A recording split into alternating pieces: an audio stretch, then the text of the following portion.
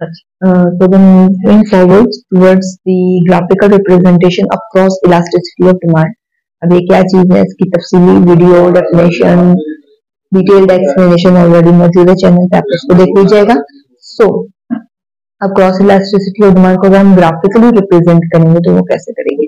देखिए, अगर x E D is greater than zero, इसको मैंने एक्सप्लेन किया था कि ये सब्स्टिट्यूट्स का सिनेरियो, सब्स्टिट्यूट गुड्स की बात हो रही है यहाँ पे, ठीक है। यानी कि गुड सब्स्टिट्यूट है, इसमें ये होता है कि अगर आपके दूसरे गुड की प्राइस जो है वो बढ़ गई है तो आपकी अपने गुड की डिमांड बढ़ जाएगी, क्योंकि आपस में सब्स्टिट्यूट्स हैं तो कंज्यूमर्स जो है वो जो चीपर अल्टरनेटिव अवेलेबल होगा उसकी तरफ मूव कर जाते हैं, ठीक है। इससे ये एक पॉजिटिव बन जाता है। अच्छा, एक चीज आप लोगों को मैंने पहले बताया भी है कि इनकम की इलास्टिसिटी का जब मैंने ग्राफिकल चेंज बताया था तब भी बताया था कि क्योंकि इनकम भी एक शिफ्टिंग फैक्टर था और दूसरे गुड्स यानी कि कॉम्प्लीमेंट्री गुड्स या सब्स्टिट्यूट गुड्स की प्राइसेस में जो चेंज आ रहा है वो भी एक शिफ्टिंग फैक्टर है, तो यहाँ पे भी डिमांड जो है वो शिफ्ट कर, ठीक है। सो अगर आपका एक्सईडी पॉजिटिव है, सब्स्टिट्यूट गुड्स का केस है और वो पॉजिटिव है, तो आपका डिमांड जो है वो पॉजिटिव भी चेंज हो जाएगा, यानी कि एक राइट वर्ड शिफ्ट करके, ठीक है, डिमांड जो है वो बढ़ जाएगा इस तरीके से।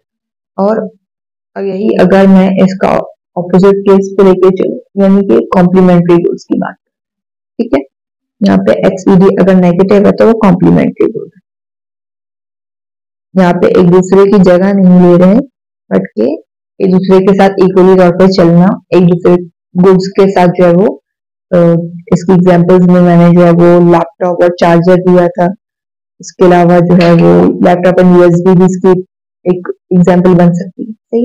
तो कॉम्प्लीमेंट्री गुड्स में क्या होता है कि अगर एक गुड की दूसरे गुड की जो है वो कीमत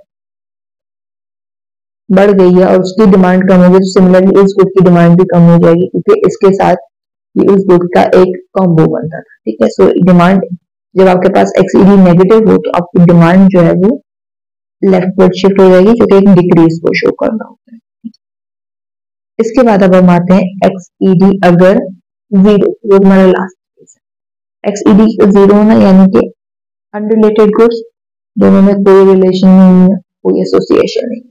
तो एक्सईडी अगर जीरो है तो डिमांड कर्व पे कोई फर्क नहीं पड़ेगा, डिमांड कर्व ऐसे ही रहेगा, ठीक है। सो अनरिलेटेड गुड्स है, दूसरे गुड से इस गुड का कोई रिलेशन नहीं, एसोसिएशन नहीं है, सो कोई शिफ्टिंग यहाँ पे हम नहीं देखेंगे, ठीक है। उम्मीद करती हूँ ये वीडियो भी क्लियर हो गई होगी, ठीक है, तीनों केसेस आपको समझ में आ गए।